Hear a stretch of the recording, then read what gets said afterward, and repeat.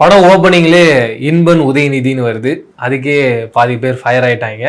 அதுக்கு அடுத்தபடியாக இந்த இட்லி சரியாக வேகலப்பா தனுஷுக்கு இட்லியே வேக வைக்க தரலப்பா. தனுஷ் கரெக்டாக இந்த கார சட்னி பண்ணியிருந்தால் நல்லா இருந்திருக்கும். மாவு ஒழுங்காக ஊற போடல, அதனால் அது இட்லி ஒழுங்காக வெளியில் வரலை அப்படின்னு பல பேர் பல விமர்சனங்கள் வச்சுட்டு இருப்பாங்க. அதுக்கு ரீசன் தனுஷ்னாலே ஏதாவது ஒன்று சொல்லணும், அந்த படத்துக்கு ஏதாவது ஒரு கான்ட்ரவர்சி உண்டு பண்ணணும், அந்த படத்தை காலி பண்ணணும், மொத்தத்தில் தனுஷே காலி பண்ணணும் அப்படின்றதான் எனக்கு தெரிஞ்சு மேக்ஸிமமாக எல்லாருடைய எண்ணமாகவும் இருக்குது.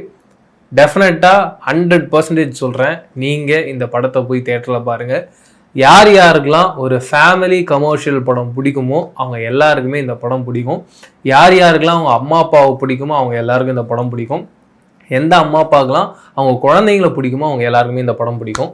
அப்படிப்பட்ட ரொம்ப அழகான, மனசுக்கு ரொம்ப நெருக்கமான, கரெக்டான கமர்ஷியல் மீட்டரோடு இருக்கக்கூடிய ஒரு படம் தான் இந்த இட்லி கடை. தனுஷ் அவர்கள் ஒரு நல்ல ஆக்டராக நம்ம எல்லாருமே செலிப்ரேட் பண்ணியிருக்கோம், நல்ல லிரிசிஸ்டாக செலிப்ரேட் பண்ணியிருக்கோம், நல்ல ப்ரொடியூசராக செலிப்ரேட் பண்ணியிருக்கோம். இப்படி சினிமாவில் அவர் பல அவதாரங்கள் எடுத்திருக்காரு. தனுஷ் நல்ல டேரக்டர்னு தெரியும், ஆனால் பெஸ்ட்டான ஒரு டேரக்டர்னு அப்படின்னு ஒரு ஸ்பேஸ் இருக்குல்ல, அந்த ஜோனுக்குள்ளே இந்த இட்லி கடை மூலயமா போவாருன்றதுல டவுட்டே இல்லை. அந்த அளவுக்கு ரொம்ப க்ளீனான, நீட்டான, கரெக்டான ரைட்டிங். எப்படி சொல்கிறேன்னா, எல்லா கேரக்டர்ஸுக்கும் ஒரு வேல்யூ இருக்குது. எக்ஸாம்பிள் ஹீரோ அப்படின்னு வச்சுக்கோங்க. ஹீரோவுக்கு சின்ன வயசில் ஒரு ஆசை இருக்குது, பட் அவங்க அப்பாவோட ஆசையை பார்த்து அவங்க அப்பா என்ன எதிர்பார்க்கிறான்றது அந்த வயசில் அவருக்கு புரியல. ஒரு காலகட்டத்துக்கு அப்புறமா அவங்க அப்பா அந்த இடத்துல இல்லை அப்படின்றதுக்கு அப்புறமா அவங்க அப்பா என்ன ஆசைப்பட்டாரு, அவங்க அப்பா என்ன இவருக்கு சொல்லி கொடுத்தாருன்றதெல்லாம் புரிய அவங்க அப்பாவோடைய வாழ்க்கை இவர் வாழ ஆரம்பிக்கிறார். இதுதான் உண்மையான வாழ்க்கை, இதுதான் நம்ம கொண்டாடணும் அப்படின்னு. இதை கொண்டாடுற வகையில் ஒரு பாட்டு இந்த படத்தில் இடம் பிடிச்சிருந்தது. இந்த பாட்டை பல வாட்டி தனுஷ் அவர்கள் இந்த இட்லி கடை மேடையில் பாடியிருந்தாரு. அப்போ எனக்கு இந்த பாட்டு பெரிய அளவில் எனக்கு கனெக்ட் ஆகலை, பிடிக்கிற அந்த ஜோனுக்குள்ளே போல. ஃபர்ஸ்ட் டைம் தேட்டரில் இந்த பாட்டை கேட்குறேன். கேட்ட உடனே இந்த பாட்டை ரிப்பீட் மோடில் கேட்கணும் அப்படின்றது தோணுச்சு. எந்த பாட்டை சொல்கிறேன்றது உங்கள் எல்லாருக்குமே தெரியும். ஏட்ட வச்சான் எழுத வச்சான், அந்த சாங்கு சூப்பராக இருந்தது. லிரிக்ஸ் ரொம்ப மனசுக்கு நெருக்கமாக இருந்துச்சு. அண்டு நம்ம வீட்டில் மனுஷங்களை தாண்டி வேற எந்த ஒரு ஜீவராசியாக இருக்கட்டும், ஒரு பூனையாக இருக்கட்டும், ஒரு நாயாக இருக்கட்டும், ஊர்னா ஒரு மாடாக இருக்கட்டும், அப்படி அந்த உயிரினங்களும் நமக்கு ரொம்ப நெருக்கமாகிடும். அண்ட் நம்ம வீட்டிலேருந்து யாராவது ஒருத்தர் இறந்து போயிருக்காங்க, அந்த சமயத்தில் யாராவது ஒருத்தர் பிறந்தாங்கன்னா அவங்களே பிறந்திருக்காங்க அப்படின்றத நம்ம பேசுவோம். அவங்களுடைய நினைவுகளை இவங்க மேலே வச்சு நம்ம சாட்டிஸ்ஃபை ஆகிப்போம். அப்படிப்பட்ட ரொம்ப அழகான அற்புதமான ஒரு ரைட்டிங்கை இந்த படத்தில் தனுஷ் அவர்கள் பண்ணியிருந்தாரு. அண்டு தொடர்ந்து ஹீரோ அப்படின்னாலே 4 பேர் அடிக்கணும், எப்பயுமே ஒரு மாஸ் ஜோனுக்குள்ளேயே இருக்கணும், அப்படி ஒரு கேரக்டரை தான் நம்ம இது வரைக்கும் செலிப்ரேட் பண்ணியிருக்கோம். ஒரு சில படங்களில் மட்டும்தான் அந்த ஹீரோ ரொம்ப நல்லவனாக இருப்பான். நல்லவனாக இருக்கிறது மட்டும் குவாலிட்டியாக இல்லாமல் அகிம்சை அப்படின்ற வழியில் நடக்கணும்னு ஆசைப்படுவான். அவன் தொடர்ந்து தோத்துக்கிட்டே இருப்பான், ஆனால் அவன் ஹீரோ அப்படின்றது நமக்கு தோணும். அப்படிப்பட்ட ஒரு கேரக்டரை வெற்றிகரமாக ஒரு கமர்ஷியல் படத்தில் பண்ண முடியுன்றத ப்ரூவ் பண்ணி ஜெயிச்சிருக்காரு தனுஷ் சார் அப்படின்றது தான் சொல்லணும். பிரில்லியண்ட்டாக இருந்துச்சுங்க.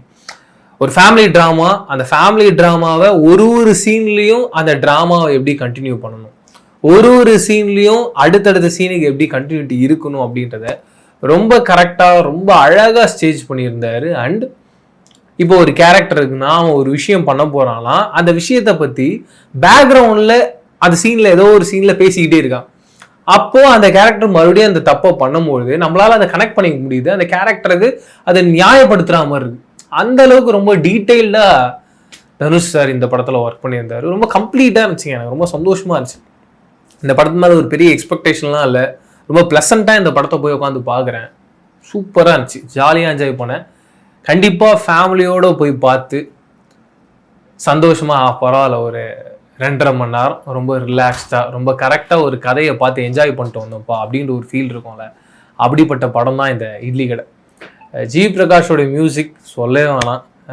தொடர்ந்து ஆல்பம் மேலே ஆல்பமாக அவருடைய மியூசிக்கால் பல படங்கள் ஹிட் ஆகிருக்கும். And GV and Dhanush combination அப்படின்னாலே அது ஒரு மேஜிக் தான். இந்த படத்துலையும் அப்படிப்பட்ட மேஜிக்கை பண்ணியிருக்காங்க. படம் ஸ்டார்ட்லேருந்து எண்டு வரைக்கும் ரொம்ப அழகாக இருந்தது. அதுக்கு அடுத்தபடியாக இந்த படத்தோடைய எடிட்டர் பிரசன்னா ரொம்ப அழகான ஒரு எடிட்டுங்க. எதுக்காக நான் சொல்கிறேன்னா, நிறைய படங்களில் நான் லீனியர் கட்டெலாம் பார்த்துருக்கோம். என்ன பண்ணுவாங்கன்னா, ஒன்று என்ன சம்பவம் நடந்ததோ அதை காமிச்சிட்டு அதுக்கப்புறம் ப்ரெசண்ட்டை காமிச்சிட்டு அதுக்கப்புறம் பாஸ்டில் என்ன நடந்தது அப்படின்றத போவாங்க. ஆனால் இந்த படத்தில் என்ன பண்ணியிருக்காங்க, ரொம்ப அழகான ஒரு பாஸ்ட் இருக்கு. அந்த பாஸ்ட்டை வெறும் ஃப்ளாஷ்பேக்காக அப்படியே ஒரு கண்டென்ட்டாக எடுத்து வச்சு இறக்காம அங்கங்கே பிட்ஸ் அண்ட் பீசஸாக அப்படி பிளேஸ் பண்ணியிருக்காங்க. ஆனால் நீங்கள் கதையாக பார்த்தீங்கன்னா எந்த ஒரு டிஸ்டர்பன்ஸும் இல்லாமல் ரொம்ப கம்ப்ளீட்டாக இந்த படத்தை பார்த்தோம் அப்படின்றது தோணுச்சு. இந்த படத்தில் தனுஷ் அவர்களாக இருக்கட்டும், நித்யா மேனன் ஆகட்டும், சத்யராஜ் அவர்களாகட்டும், ஷாலினி பாண்டே, அருண் விஜய், சமுத்திரகனி, அதுக்கப்புறம் பார்த்திபன், பவி டீச்சராக நம்ம பல இடத்துல பார்த்துருக்கோம், பிரகீடா, அண்டு இப்படி நிறைய பேர் இந்த படத்தில் லிஸ்ட் ஆஃப் ஆக்டர்ஸ் சொல்லிகிட்டே போகலாம். அண்டு இளவரசு அவர்கள் எல்லாருமே அவங்களுடைய பெர்ஃபார்மன்ஸை பயங்கர பெஸ்ட்டாக பண்ணியிருக்காங்க. நான் இப்போ ஒரு லிஸ்ட் ஆஃப் ஆக்டர்ஸ் சொன்னால அவங்க எல்லார்கிட்டையும் பெரிய ப்ளஸ் என்னன்னா, நீங்கள் எந்த கேரக்டருக்கு அவங்களுக்கு கொடுக்குறீங்களோ அந்த கேரக்டரை அவங்க மாறிடுவாங்க. அப்படிப்பட்ட ஆக்டர்ஸ் தான் இந்த படம் ஃபுல்லாக நடிச்சிருக்காங்க. அதன் காரணமாகவே அந்த கதை ரொம்ப உண்மையாக இருக்குது. இன்னொரு பக்கம் படம் ஆரம்பிக்கிறதுக்கு முன்னாடி தனுஷ் அவர்கள் என்ன சொல்லியிருக்காருன்னா, என்னோட வாழ்க்கையில் நடந்த ஒரு சில சம்பவங்களில் கொஞ்சம் இமேஜினேஷனை கலந்து இந்த படத்தை பண்ணியிருக்கேன்றத சொல்கிறாரு. எப்பயுமே வாழ்க்கையிலேருந்து ஒரு கதை பண்ணுறோன்னா அந்த கதை ஆட்டோமேட்டிக்காக உண்மையான ஒரு கதை அப்படின்ற ஒரு ஃபீல் தந்துடும். அந்த ஃபீல் தான் இந்த படத்தோட இன்னொரு ஒரு மிகப்பெரிய ஒரு வெற்றியாக பார்க்குறேன். சினிமாட்டோகிராஃபர் கிளாஸுங்க. எதுக்காக நான் இதை சொல்கிறேன்னா, ஒரு பக்கம் தனுஷ் வந்து ஃபாரின்ல இருக்காரு, அங்கே ஒரு கலர் டோனு, அதுக்கான ஒரு ஃப்ரேமிங்கு, அதுக்கான ஒரு லென்ஸ் அப்படின்றது. இன்னொரு பக்கம் தனுஷ் வந்து இங்கே கிராமத்துக்கு வர்றாரு, அவர் அங்கே எப்படி இருக்காரு. அடுத்து தனுஷோடைய கனவு வாழ்க்கைக்குள்ள ஒரு இடத்துல போறாரு. அந்த இடத்துல நீங்க பாருங்க, சினிமாட்டோகிராஃபி, அந்த லென்ஸ், அந்த கேமரானால கிறிஸ்டல் கிளியரா இருக்கு. எனக்கு அந்த சீனை பார்க்கும்போது கண்டிப்பா நீங்க நிறைய பேர் பார்த்து இருக்க மாட்டீங்க. மார்வல்ல பேந்தர், பிளாக் பேந்தர் படம், அதுல இப்படிப்பட்ட சீன்லாம் இருக்கும். அப்படிப்பட்ட சீன்ல ஒரு இம்பாக்ட் இருக்குல்ல, அந்த இம்பாக்ட் இந்த சீன்ல தனுஷ் அவர்கள் பண்ணியிருப்பாரு. செமையான அண்ட் கிளைமேக்ஸா அவங்க சொன்ன விதம் மிரட்டிருச்சு. சின்ன வயசுல நம்ம நிறைய பேர் பார்த்துருப்போம், நம்ம வீட்டில் நம்ம எல்லாரும் அடிச்சடிச்சு வளர்ப்பாங்க, நமக்கு வெறுப்பா இருக்கும். மற்ற ஃப்ரெண்ட்ஸ் வீட்டில், நமக்கு தெரிஞ்சவங்க வீட்டிலலாம் அவங்க பசங்களை அடிச்சே இருக்க மாட்டாங்க, அவங்க பாட்டு அவங்க வளருவாங்க.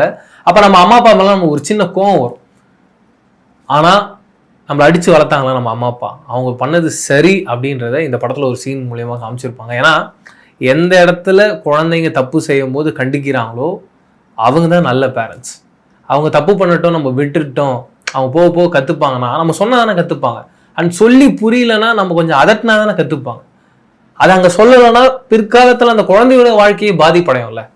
அப்படிப்பட்ட ரொம்ப அற்புதமான கருத்தை ஒரு கருத்தாக சொல்லாமல் கதையோடு சொல்கிறது இருக்குல்ல, அது ரொம்ப அழகான ஒரு மேஜிக். அந்த மேஜிக் ரொம்ப அழகாக பண்ணிடுது தனுஷ். ஓவராலாக ரொம்ப நாள் கழிச்சு ரொம்ப ப்ளசண்ட்டாக, ரொம்ப சூப்பராக. இப்போ திருச்சிற்றம்பலம் பார்க்கும்போது ஒரு லவ் ஃபீல் நமக்கு இருக்குல்ல, பா செம லவ் இல்லை, செம லைஃப்பில் ரொம்ப சிம்பிளான லைஃப், ஆனால் அது அழகாக இருக்குல்ல அப்படின்னு ஒரு எண்ணம் இருக்குல்ல.